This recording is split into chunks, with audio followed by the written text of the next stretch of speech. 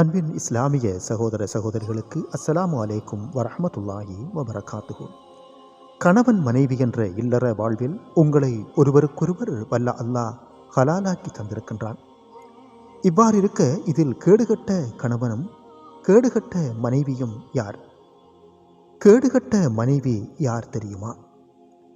கணவன் போட்ட சோற்றை உண்டு கொண்டு, அவன் கொடுத்த உடுப்பை உடுத்திக்கொண்டு, அவன் கட்டிய வீட்டில் வசித்து கொண்டு, அவன் நெஞ்சில் இரவு முழுதும் உருண்டு படுத்துவிட்டு பின்னர் போகும் இடமெல்லாம் அவன் குறைகளை பாடித் திரிவதாகும். அமரும் சபைகளிலெல்லாம் அவனை அவதூறு பரப்புவதுமாகும். தெரிந்தவர் தெரியாதவர்களிடம் கதை கூறி திரிவதும் இந்த பெண்ணின் கேடுகட்ட செயலாகும். அன்னை ஆயிஷா ரலியல்லாஹு தஆலா அன்ஹா அவர்களின் இந்த பொன்னான கூற்றை கேளுங்கள் கண்ணான பெண் மக்களே. கணவன்மாருக்கு நீங்கள் செய்ய வேண்டிய உரிமைகளை சரிவர அறிவீர்களானால் அவன் பாதங்களில் படியும் தூசியை உங்கள் திருமுகத்தால் துடைப்பீர்கள்.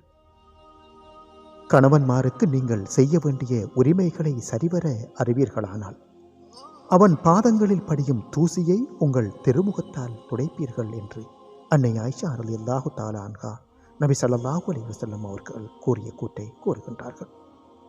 கேடுகட்ட கணவன் யார் தெரியுமா? தன் மனைவி சமைத்து தந்த சோற்றை உண்டுவிட்டு, அவள் தன் கையால் துவைத்த உடுப்பை உடுத்திவிட்டு, அவள் தன் அழகையும் ஆரோக்கியத்தையும் ஈடு வைத்து அலங்கரித்த வீட்டில் வசித்துவிட்டு பின்னர் போகும் இடமெல்லாம் அவள் குறைகளை பாடித் திரிவதாகும். அமரும் சபைகளிலெல்லாம் அவளை அவதூறு பரப்புவதும், தெரிந்தவர்கள் தெரியாதவர்கள் எல்லோரிடமும் கதை கூறி திரிவதும் இந்த ஆணின் கேடுகட்ட செயலாகும். ஆண் பெருமக்களே, பெண்கள் விவகாரத்தில் நீதி நியாயமாக நீங்கள் நடந்து கொள்ளுங்கள்.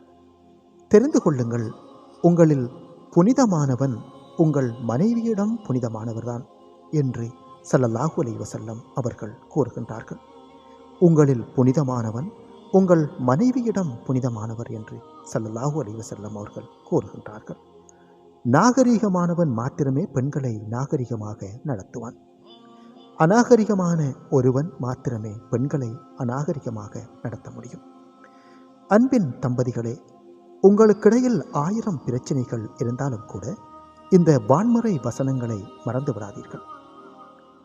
சாலிகான ஒரு பெண் தன்னுடைய கற்பொழுக்கத்தை பாதுகாத்துக் கொள்வாள். வெறும் அவளுடைய மர்மஸ்தானத்தை மட்டுமல்ல, கணவனுக்கு சொந்தமான ஒவ்வொன்றையும் கணவனுக்காக பரிசுத்தமாக பாதுகாப்பாள் என்று அல் குர்ஆனில் அல்லாஹு தஆலா 4வது அத்தியாயம் 34வது வசனத்திலே கூறுகின்றான்.